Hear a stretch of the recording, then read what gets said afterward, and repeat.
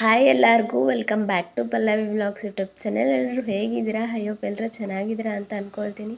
ಇದು ಬುಧವಾರ ಬೆಳಗ್ಗೆನೇ ವ್ಲಾಗ್ನ ಸ್ಟಾರ್ಟ್ ಮಾಡಿದೆ. ಟೀ ಕುಡಿದು ಒಂದು ರಂಗೋಲಿ ಹಾಕ್ಕೊಂಡು ನಾನು ಕೂಡ ಫ್ರೆಶ್ ಅಪ್ ಎಲ್ಲ ಆಗಿ ಪೂಜೆ ಮಾಡ್ಕೊಳ್ಳೋಣ ಅಂದ್ಕೊಂಡು ಪೂಜೆ ಕೂಡ ಮಾಡಿಕೊಂಡೆ. ನನಗೆ ವೈರಲ್ ಫೀವರ್ ಆಗಿತ್ತು. ನನಗೆ ಬೇರೆ ಏನು ಕೆಲಸ ಮಾಡೋದಕ್ಕೆ ಆಗಲಿಲ್ಲ.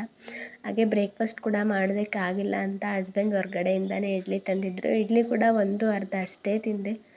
ಜಾಸ್ತಿ ಇಡ್ಲಿ ಕೂಡ ತಿನ್ನೋದಕ್ಕೆ ಆಗಲಿಲ್ಲ. ಇನ್ನು ನಾನು ವ್ಲಾಗ್ನ ಕಂಟಿನ್ಯೂ ಮಾಡಲೇ ಇಲ್ಲ, ಮಲಗಿಬಿಟ್ಟೆ. ಗುರುವಾರ ಮಧ್ಯಾಹ್ನನೇ ವ್ಲಾಗ್ನ ಸ್ಟಾರ್ಟ್ ಮಾಡಿಕೊಂಡೆ. ಮತ್ತು ಏನಾದರೂ ತಿನ್ನಬೇಕು ಅಂತ ಅನ್ನಿಸ್ತಾ ಇತ್ತು. ಹೋಟೆಲ್ ಊಟ ತಿಂದು ಸಾಕಾಗಿತ್ತು ಒಂದು ದಿನಕ್ಕೇ.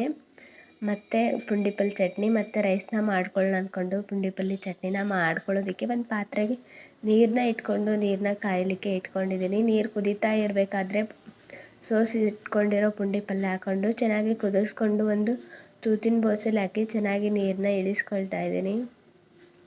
ಏನಾದರೂ ಖಾರವಾಗಿ ತಿನ್ನಬೇಕು ಅಂತ ಅನ್ನಿಸ್ತಾ ಇತ್ತು ಅಂತ ಈ ಚಟ್ನಿನ ಮಾಡ್ಕೊಳ್ತಾ ಇದ್ದೀನಿ. ತೂತಿನ ಬೋಸಿಗೆ ಹಾಕಿ ನೀರನ್ನೆಲ್ಲ ಶೋಧಿಸ್ಕೊಂಡು ನೀರನ್ನ ಸ್ವಲ್ಪ ಚೆನ್ನಾಗಿ ಕೂಲ್ ಆಗಬೇಕು. ಇದು ಪುಂಡಿ ಪಲ್ಯ ಸ್ವಲ್ಪ ಕೂಲ್ ಆಗೋ ತನಕ ಬಿಡ್ತಾ ಇದ್ದೀನಿ. ಹಾಗೆ ಇನ್ನೂ ಒಂದು ಕಡೆ ಒಂದು ಪಾತ್ರೆನ ಇಟ್ಕೊಂಡಿದ್ದೀನಿ. ಅದಕ್ಕೆ ಸ್ವಲ್ಪ ಜೀರಿಗೆನ ಹಾಕ್ಕೊಳ್ತಾ ಇದ್ದೀನಿ. ಹಾಗೆ 1 ಟೇಬಲ್ ಸ್ಪೂನ್ ಮೆಂತ್ಯ ಕಾಳನ್ನ ಹಾಕ್ಕೊಳ್ತಾ ಇದ್ದೀನಿ.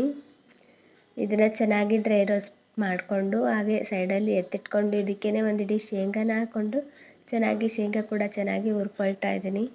ಶೇಂಗಾ ಚೆನ್ನಾಗಿ ಹುರ್ಕೊಂಡು ಸೈಡಲ್ಲಿ ಎತ್ತಿಟ್ಕೊಂಡು ಇದಕ್ಕೇ ಒಂದು 7ರಿಂದ 8 ಹಸಿಮೆಣಸಿನ್ಕಾಯಿ ಹಾಕ್ಕೊಂಡು ಇದನ್ನು ಕೂಡ ಸ್ವಲ್ಪ ಚೆನ್ನಾಗಿ ಫ್ರೈ ಮಾಡ್ಕೊಳ್ತಾ ಇದ್ದೀನಿ. ಹಾಗೆ ಬೆಳ್ಳುಳ್ಳಿ ಕೂಡ ಹಾಕ್ಕೊಂಡು ಚೆನ್ನಾಗಿ ಫ್ರೈ ಮಾಡ್ಕೊಳ್ತಾ ಇದ್ದೀನಿ. ಮೊದಲಿಗೆ ಹಾಗೆಯೇ ಫ್ರೈ ಮಾಡಿಕೊಂಡು ಆಮೇಲೆ ಸ್ವಲ್ಪ ಎಣ್ಣೆನ ಹಾಕ್ಕೊಂಡು ಫ್ರೈ ಮಾಡ್ಕೊಳ್ತಾ ಇದ್ದೀನಿ.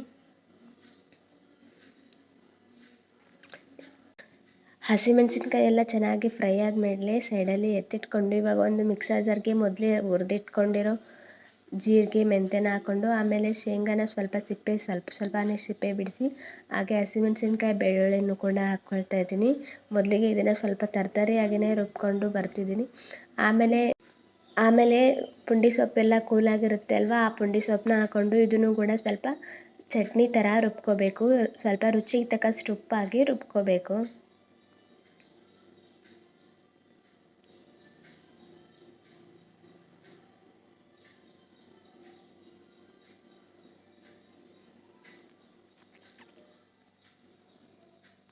ರುಬ್ಕೊಂಡು ಇದಕ್ಕೆ ಒಗ್ಗರಣೆ ಕೊಡ್ತಾ ಇದ್ದೀನಿ. ಒಗ್ಗರಣೆಗೆ ಒಂದು ಪಾತ್ರೆಗೆ ಎಣ್ಣೆನ ಹಾಕ್ಕೊಂಡು ಸಾಸಿವೆ ಜೀರಿಗೆನ ಹಾಕ್ಕೊಳ್ತಾ ಇದ್ದೀನಿ.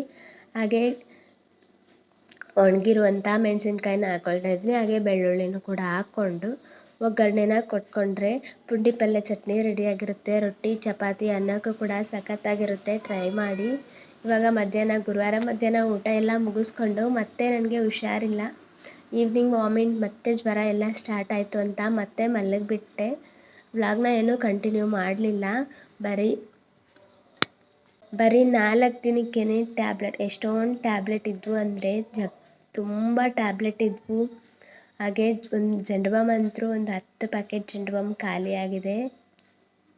ಇನ್ನು ಶುಕ್ರವಾರ ಈವ್ನಿಂಗ್ ಸ್ವಲ್ಪ ಹುಷಾರಾಯಿತು ಅಂತ ಎದ್ದು ಮೊದಲು ಮನೆನ ಎಲ್ಲ ಕ್ಲೀನ್ ಮಾಡಿಕೊಂಡು ಪೂಜೆನೂ ಕೂಡ ಮಾಡಿಕೊಂಡೆ. ಖಾರವಾಗಿ ಏನಾದರೂ ತಿಂತಾ ಇರಬೇಕು ಅಂತ ಖಾರ ಮಂಡಾಳು ಮಾಡ್ಕೊಂಡಿದ್ದೆ. ವಿಡಿಯೋ ಇಷ್ಟ ಆಗಿದ್ರೆ ಸಬ್ಸ್ಕ್ರೈಬ್ ಮಾಡಿ.